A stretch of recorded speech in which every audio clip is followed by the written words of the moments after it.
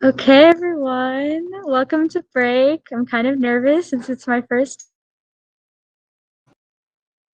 time, but I hope it goes well. Really pretty day, as you can see, which makes me feel like it's Friday, but we still have one more day. So hang on, everyone. Caitlin, do you want to start with the announcements? Yeah, I think I only have a couple, but if a teacher hadn't put it in the form, just put it in the chat, and I'll still call out your name. But our first announcement today is from Nayeli. All right. Well, if Nayeli's not here, Mrs. Clemens.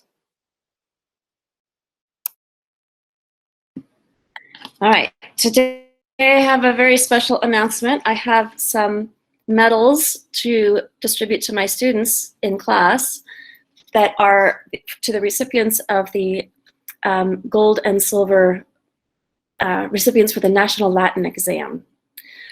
First of all, on the medal it says sapere aude, which means, like sapere is to know or to understand, like homo sapien means wise. And aude, if you remember audax from when you had Latin, audax means courageous, daring, right? So it means understand or have sense and go out and be bold. So we had 29 students take the National Latin exam this year, and 50% of those students received gold and silver recognition, which is really amazing. And and 2/3 of the students received recognition overall. So let me read off the names super quick. First 3, Frank Chen has a cum laude recognition, Alan Yang silver cum laude, and Juliet Oliver gold maxima cum laude, summa cum laude, excuse me. And that is her 3rd gold in a row. So congratulations on that. In Latin 2, Joe Smock, Shelley Chen, and Sydney Choi all received gold. Congratulations on that. In Latin 1, the magna cum laude recognition, so that's the 3rd tier of recognition, goes to Sebastian Del Toro, Madison Chu, and Aria Asmuth. Silver maxima cum laude, along with a silver medal, goes to Nayeli Farias, Lily Berry-Smith, Pushen Su, Normandy Filchek, Hannah Stackpole, and Adriana Brown. And gold summa cum laude to Rose Finn, Maura Craigalund, Oliver Lee, and Marco Guo. Congratulations to all of you. These are people who you guys are among 88,000 people around the world who've taken this exam. So second brief announcement, I had said anybody who wants to host a student, it's an amazing experience. I have 3 sisters in different countries in the world that I'm still in close touch with. And if you would like to host a student for next school year, please contact me. Nobody has said anything so far, and we need some host families. So please talk to your parents and get yourselves a brother or a sister. It's pclemens@york.org. And congratulations to those Latin learners. All right. Congrats to those Latin students. With our next announcement from Mr. Bloom. Good morning, everyone. I just want to make a brief Summer Bridge announcement, and that is we want to put the spotlight on some courses that our own York instructors are offering at Summer Bridge. And today, we're just going to have a few people, including Mr. Martin, Mr. Peters, and Dr. Trina Aliman, talk briefly about their courses. Go ahead.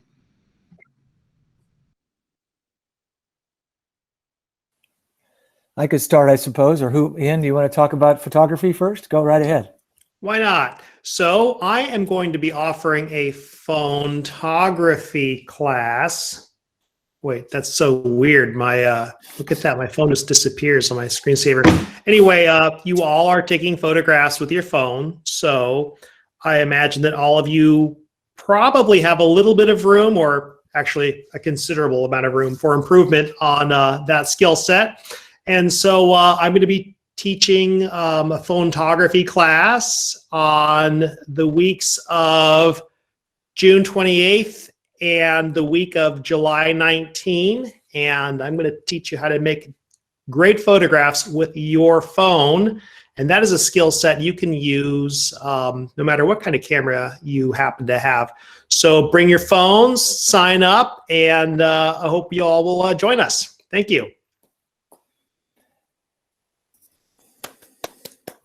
For myself, I'm teaching a cross-country / healthy jogging course. The last module in July 19th through the 23rd.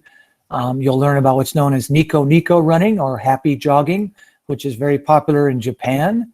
What we find is that people who slightly go faster than a walk, only with essentially moving in a jogging motion, that physiologically your heart rate slightly goes up.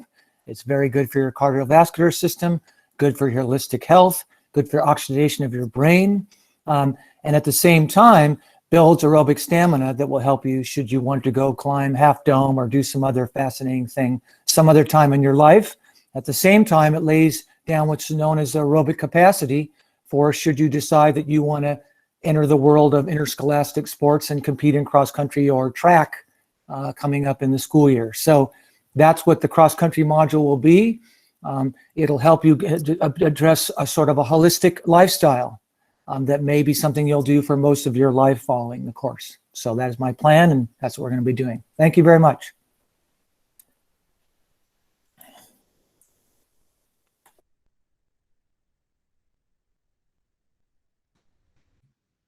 Our next announcement is from Ms. Sherry. So I wanted to, and thank you, Caitlin, also. I wanted to just quickly address a confusion from the seniors. So thank you so much for letting me know and letting Mr. Partlow know that there was some confusion about the workshops that we have in store for you. You may have gotten Mr. Partlow's email. It says, urgent read, please read, be sure to read, something like that in the title line. So briefly, there are 2 different separate events that we have planned for you. One event is 2 parts. It's May 21st and May 25th from 1 to 4 p.m. And that is free, and it is happening here. And seniors are expected to be here on both of those days in person so that we can have for you the workshop that we've been talking about and prepping and asking you your feedback on. And that is on sexual assault and healthy relationships. So that is, again, a 2-part workshop, 2 afternoons, the 21st and the 25th, totally free here on campus for you. And you're expected to be there. Everybody. This is not just a workshop for girls. It's a workshop for everybody. The second one, the other event, is separate from this, and it's happening in the morning of May 26th from 9 to noon. And that is the one that costs some money and is voluntary. That is the self-defense workshop. It's co-ed. And the more people who sign up, the less expensive it becomes. It's just really important skills for both men and women to have. And we highly, highly encourage you to take that workshop as well. If you would like, you can talk to Mr. Partlow for to consult with him about some financial help on that. But we really, really recommend it. These are skills that will help you throughout your life. So just to beat this into the ground, May 21st and 25th, 1 to 4, required, free here on campus. May 26th, 9 to 12, voluntary, not free, also here on campus. If you have any questions at all, talk to Mr. Partlow and me. Thanks. All right, thank you, Ms. Sherry. I think our next announcement is from Mr. Williams. Hi, and this is just your friendly, I haven't really talked this morning. Friendly reminder that tomorrow night, 6 p.m. is where all of the amazingness is going to happen. Just a few fun things to note. We have 2 TIL projects that we're going to feature. We have artwork from foundations, from painting, drawing, AP, photography. You are going to see the Yorchestra Air play their instruments, which was amazing. I died when I got the video. Also, you're going to see their favorite hats. And you're going to see a lot of fun projects that the 8th graders did. So you might be able to get to know your peers a little better. And then finally, we're going to feature 7 to 8 of the chamber choir music videos, which are really quite amazing. So it's at 6 p.m. Just go to the YouTube York Performing Arts. Hopefully we're going to have a live link in the Falcon tomorrow morning. Everything gets uploaded. And if not, I will send out an email to the community with that link, but it's just on the York Performing Arts YouTube page. So 6 p.m., be there in the comments. It's always so much fun to see everyone's reactions. Be friendly, be positive, and support your peers. They've done such great work this semester.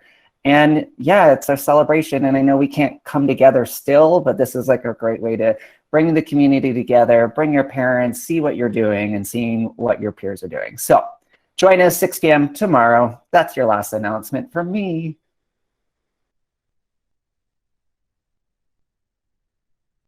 All right, thank you. Our next announcement is from Mr. Martin. Oh, thank you. I already did my bit. Thank you. All right, then, Celeste, do you want to announce our sophomore speech? Yeah, okay. So I forgot to mention that today's break is super special because it's our last sophomore speech of the year. So that is so exciting. So let's make sure to give today's speaker, Tristan, a big round of applause, not only for his amazing speech, there's a plane, but also to celebrate the end of this year of speeches. So take it away, Tristan. Yay, Tristan! Yeah! Let's go! Thank you. Okay, you guys see me? Okay. Silence is hollow. It may take shape, but it is lifeless. It may have lips to breathe and legs to walk, but it is a shell. Even a silhouette yearns for a shadow from which to cast its own body from. Because that shell is hollow, there is an empty void inside, waiting to be filled. There is a unique satisfaction in placing a part of your soul inside of that shell. And just as there is that satisfaction, there is a deep frustration, whether it stems from a lack of ability or a momentary wedge between yourself and that silence. And oftentimes, the breaker of that wedge is rarely yourself. It's the experiences you've had, the music you've listened to, the words you've read.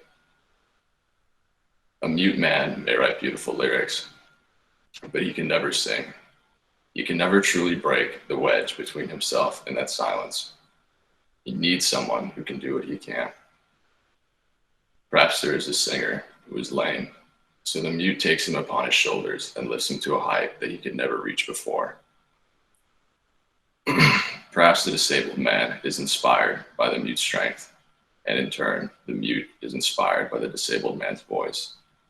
Suddenly, two broken things can form a whole, and together, they can pour life into that silence and fill it to the brim. In my own experiences, I've always found myself as the mute, never quite having the talent to string together melodies in my head or lift my words off the page. And at first, I didn't even know how to write a song or a poem, and not knowing terrified me. I was afraid that the only thing I was considered good at would be viewed as inadequate. But eventually, as time went on, I began to improve.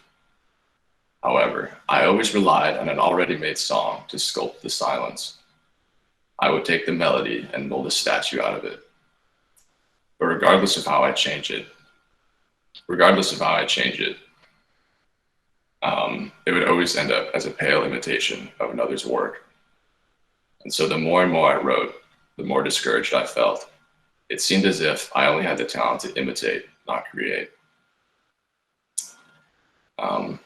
And if there's anything else that could make me feel a sense of doubt in my own abilities, it was that. However, I eventually came to find someone who could supply what I lacked. They could take my soulless imitations and create a unique being. And so the rigidness that had enclosed everything I created has slowly begun to ease, and more than anything else, it was freeing. The first time I heard what we made, I felt a strange sense of awe. It seemed as if I could cup the sound in my hands and cradle it between my palms. And if any of this has taught me anything, it's that I cannot do it alone. I need the disabled man's voice just as much as he needs my legs. And because of that, even a lifeless shell can begin to smile. Thanks, guys.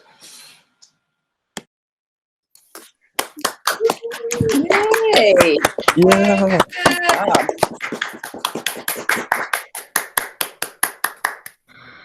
That was so good. I expected nothing less after I heard your poem the other day at break. You have such a way with words.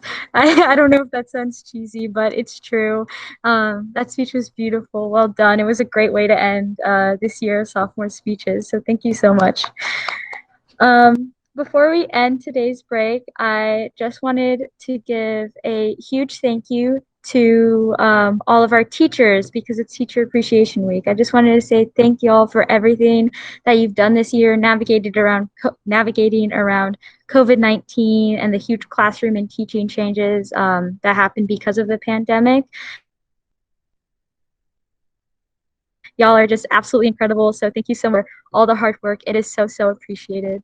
Thank you.